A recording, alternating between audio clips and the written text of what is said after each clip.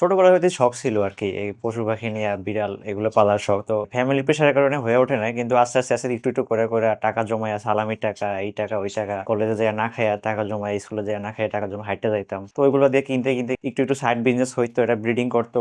বাচ্চাগুলো সেল করে ওই প্রফিট দিয়ে আবার কিনতাম। এরকম করতে আরকি এতগুলা হয়ে গেছে।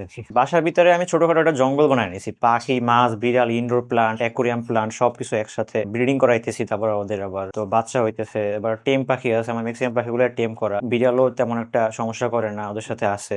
দেখতে একদম ছোটখাটো একটা চিড়িয়াখানার মতো হয়ে গেছে। সবকিছু একসাথে মিলানোর কারণে। বাবা-মা এই বেডরুমের বাইরে কিছু করার পারমিশন দিত না। ওই কারণে আরকি বেডরুমের ভিতরে এসে লুকায় রাখতে এখন এত বড় পরিসর হয়ে গেছে। ১ম দিন আমি একদম মাছ কিনে আনছিলাম। পলিথিন ছোট করে লিক করে একদম ছোট করে তারপর প্যান্টের পকেটে নিয়ে তারপর বাসায় ঢুকছে। কারণ আম্মু দেখলে মারবে। তখন 3-4 পড়ে। ওই হইতে আরকি নেশা। বিভিন্ন জায়গা দিয়ে কিনছি, অনেক জায়গা দিয়া তারপর ধরা খাইছি কিনা। এক পাখি বলে অন্য পাখি ধরাই দিছে। পাখি অসুস্থ পাখি বা অসুস্থ মাছ ধরাই দিছে, ওইগুলো মারা দিত। এখন তো অভিজ্ঞতা হয়ে গেছে। এখন আর কি আমি আরো লোকদের সাজেশন দিই যে ভাই এটা করেন, এটা করেন। হ্যাঁ, ধরা খাইছি। তারপর আমি অনেক বকা দিছি, এতগুলো টাকা ইয়ে করছে। তারপর টাকা যত সব জমানো টাকা ছিল সব নিয়ে গেছে, কিনতে দিবে না। বড় ভাই ছিল, তারা লোন হিসাবে মাছ পাখি দিত। তো ওইগুলো কিনতাম, হলে আবার এনে ব্রিডিং করে ওই বাচ্চা সেল করে তারপর তাদের আবার টাকা দিয়ে দিতাম। এরকম করে এত বড় হয়ে গেছে। তো মাঝে মাঝে নিজে না খাই, আবার নিজে ফ্রেন্ডদের সাথে ঘুরতে যাই না, তাও ওদের জন্য কিনে নিয়ে আসি খাবার, ওদের খাওয়াই। কারণ ওদের তো আমি নিজে না খেয়ে থাকতে পারবো 2-3 দিন, কিন্তু ওরা তো থাকতে পারবে না। এই কারণে ওদের জন্য খাবার নিয়ে আসি। মাঝে মাঝে আমু বাড়িতে টাকাও চুরি করতাম, এরকম দিন গেছে খাবার কেনার জন্য। বিড়ালের কাহিনী আরো বেশি ভয়ঙ্কর। বিড়াল তো পালতেই দিবে না আমাকে। তারপরে আমি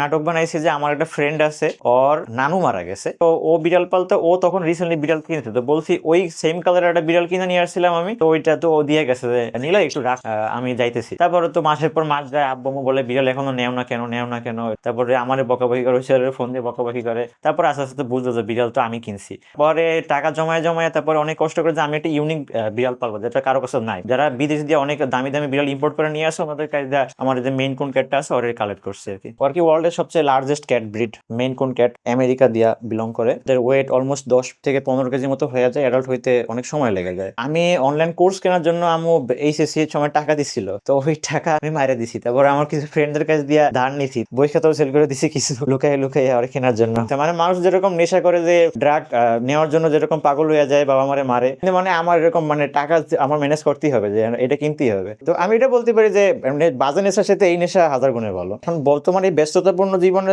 আমি যখন এসে আমার রুমে এসে বসি, তখন আলাদা কোনো রিল্যাক্সেশনের প্রয়োজন হয় না। তো ওরাই ইনাফ। আমার যখন মন খারাপ থাকে, ও এসে আমার পাশে বসে থাকে, আমার মাথায় পাশে ঘুমায় থাকে। তারপরে পাখি এরকম করে নিয়েছিলাম, টেম করতাম। একদম ছোট বাচ্চা ইনকিউবেটরে হ্যাচ হইতো, ওইগুলা কালেক্ট করে এনে টেম করে নিজে খাওয়া দিতাম। তাই আমার সাথেই ঘুমায়, আমার মুখ দিয়ে খাবার খায়। আমি চা কফি ভাত যা খাই ওগুলো মুখ দিয়ে খাইতো। মেন হলো যে জেন্টেল জায়েন্ট, মানে ওদের গুগলে সার্চ দিলেও ওখানে লেখা যায় মেন ম্যাজেস্টিক জায়েন্ট বা জেন্টেল জায়েন্ট লেখা ওঠে। মানে ওরা মালিকের প্রতি সবচেয়ে বেশি লয়াল। পাখিরে মাঝে মাঝে অ্যাটাক করে, তখন আমি রাগ হয়ে ওরে কেজে আটকে রাখি। তখন মানে এত সুন্দর একটা লুক দেয়, পুরা একদম ইনোসেন্ট, জগতে কিছু বুঝছে না। ঘুরতে নিয়ে যায়, এদিক সেদিকে যায়, তখন মানুষ দেখে বলে ভাই এটা কি কুকুর না বিড়াল।